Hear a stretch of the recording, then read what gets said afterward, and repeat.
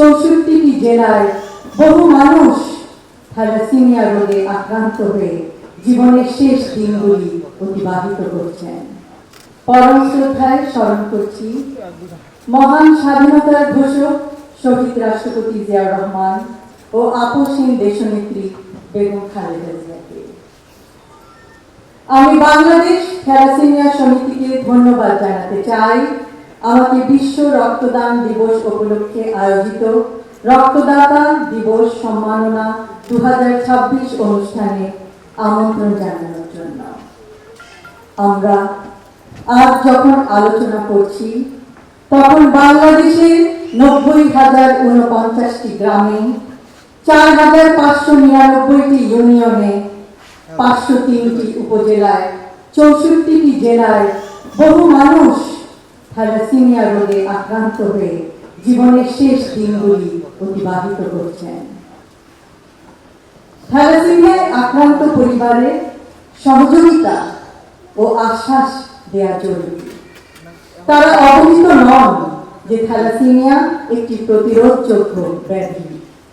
তারা অবহিত নন থ্যালাসেমিয়ার চিকিৎসা সম্পর্কে। সঠিক চিকিৎসা মাধ্যমে মারাত্মকভাবে আক্রান্ত ব্যক্তিও স্বাস্থ্যকর জীবন অতিবাহিত করতে পারেন। এক্ষেত্রে একটি সচেতন মানবিক সমাজ হিসেবে আমরা কিছু পদক্ষেপ নেয়ার প্রয়াস করতে পারি। দেশ জুড়ে থ্যালাসেমিয়া ও অন্যান্য জন্মগত ও বিরল রোগে আক্রান্ত মানুষদের একটি ডেটাবেস প্রস্তুত করার পথে এগিয়ে যাওয়া এবং একটি রেজিস্ট্রার মেনটেন করা। থ্যালাসেমিয়া যোদ্ধাদের শতভাগ সুস্থ করতে না পারলেও তাদের ও পরিবারদের সান্ত্বনা ও সহমর্মিতার মাধ্যমে আশ্বাসের হাত বাড়িয়ে দেয়া। দেশবাসীকে থ্যালাসেমিয়া সম্পর্কে সচেতনতা সৃষ্টি ও শনাক্তকরণ প্রক্রিয়া চালানো যায় সদর হাসপাতালে, উপজেলা স্বাস্থ্য কমপ্লেক্সে, ইউনিয়ন ও গ্রাম পর্যায়ে। প্রত্যন্ত গ্রামেও উপসর্গ শনাক্ত করা যায়। 1 লক্ষ নতুন স্বাস্থ্যকর্মী নিয়োগের সময় তাদেরকে থ্যালাসেমিয়া সম্পর্কে সম্যক জ্ঞান দেওয়া যায়, অর্থাৎ এর উপসর্গ, চিকিৎসা ও আশ্বস্ত করার পদ্ধতি সম্বন্ধে প্রশিক্ষণ ও অবগত করা যায়।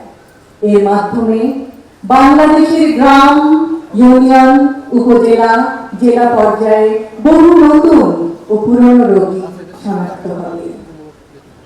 শনাক্তকরণের পরের ধাপে ক্যাটাগরি অনুযায়ী বিভক্তিকরণ: থ্যালাসেমিয়া মেজর, থ্যালাসেমিয়া মাইনর এবং থ্যালাসেমিয়া ট্রেট।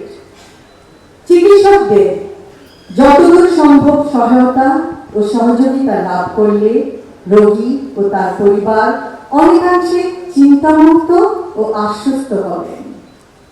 আমি বাংলাদেশ থ্যালাসেমিয়া সমিতির সকল সদস্যকে আন্তরিক ধন্যবাদ জানাতে চাই। এত দীর্ঘ সময় ধরে 1989 থেকে অদ্যাবধি পর্যন্ত থ্যালাসেমিয়ায় আক্রান্ত ব্যক্তি ও পরিবারবর্গের সাহায্যের স্তম্ভ হিসেবে পাশে দাঁড়ানোর জন্য।